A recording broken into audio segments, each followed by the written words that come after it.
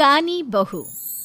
किशोरी लाल जी के बेटे राघव की शादी की बात जगह जगह चल रही थी, लेकिन किशोरी लाल जी को कोई लड़की पसंद ही नहीं आती थी। और उसकी एक ही वजह थी, किशोरी लाल जी का लालची होना। उनको लड़की वालों से मोटा दहेज चाहिए था और इसी चक्कर में एक दिन वो एक बहुत पैसे वाले के घर अपने बेटे का रिश्ता लेकर पहुंचे। उस आदमी का नाम था ओम प्रकाश। देखिए किशोरी लाल जी, मेरी एक ही बेटी है और मेरी सारी संपत्ति जायदाद सब कुछ मेरी बेटी नैना का ही है। पापा, नाम से लगता है बहुत खूबसूरत होगी। कितना अच्छा नाम है ना, नैना। ओ, वैसे बात तो सही है आपकी। अब इतना पैसा है, जमीन जायदाद है, इकलौती बेटी, आप भी क्या करेंगे? सब कुछ उसे ही देंगे ना। बिल्कुल ठीक पहचाना आपने। बस बेटी की शादी और सारी जायदाद उसके नाम। पापा, बिना देखे हाँ कर दीजिए ना। इतना अच्छा रिश्ता फिर कहाँ मिलेगा? माला माल हो जाएंगे हम। मैं अपनी बेटी को बुलाता हूँ।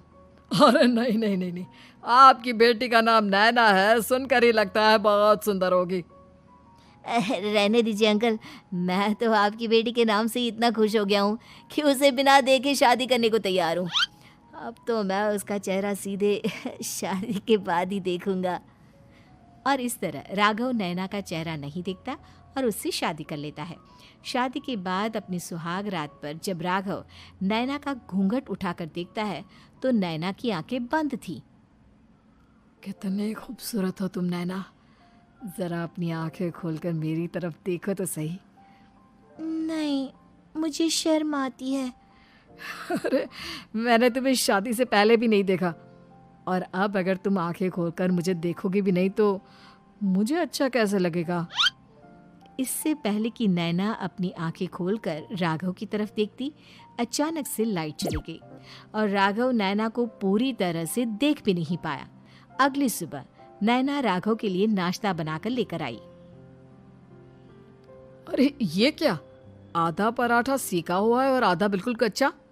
ये तुमने क्या किया नैना? बहू, तुमने क्या आधा पराठा तवे से नीचे लटका कर रखा था, जो आधा सेका है और आधा कच्चा? मुझे जितना दिखेगा उतना ही तो सीखूंगी ना पापा जी। जहाँ जहाँ मुझे नजर आ रहा था वहाँ मैंने सीख लिया, जहाँ जहाँ नहीं दिखा वहाँ कच्चा रह गया होगा। इसका क्या मतलब है? ये कैसा मजाक कर रही है तुम? अरे बहू, तुमने इतना लंबा घूंघट क्यों लगाया हुआ है?